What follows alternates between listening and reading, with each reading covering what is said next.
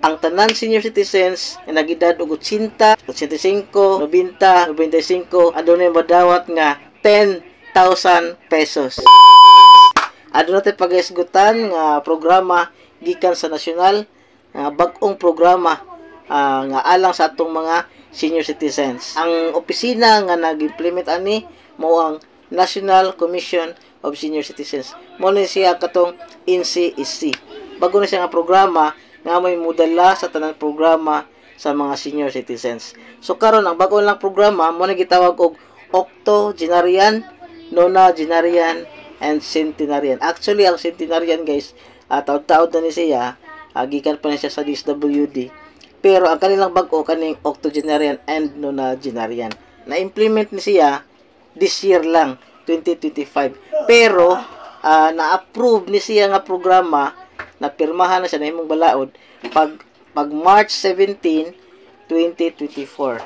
Pero nabuhatan siya og guidelines pag November 2024. Mo nang wa nila ma-implement dayon last year, na-implement lang start karon tuiga 2025 karon tuiga lang. So kinsa may maka-avail ani? Kadto ra ning mga nag-edad og 80 sa 5, 90, 95. So naagi specific nga edad kung kinsa ray maka-avail niini. So kadto ra gyud akong gipangiskutan kaganiha. Kung 81 ka, 82, 83, 84, dili pa ka pwede aning programaha. Ato explain gamay.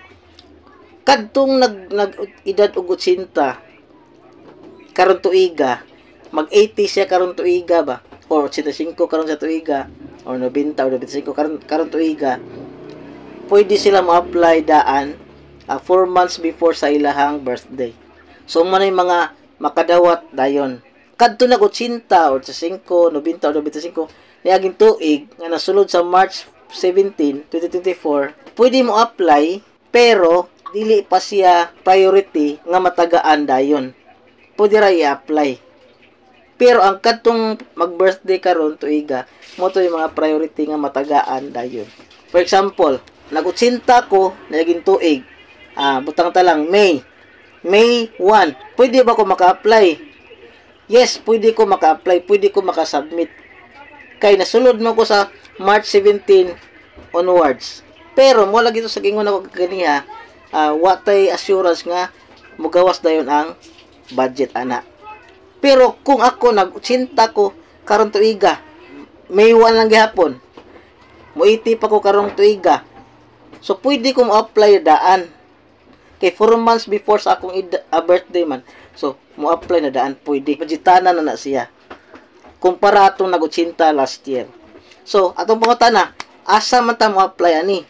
Pwede ta mo dool sa USCA sa dito sa City Hall, Office of Senior Citizen Affairs, submit sa atong mga dokumento. Pwede pod ato sa DSWS diha sa Labangon.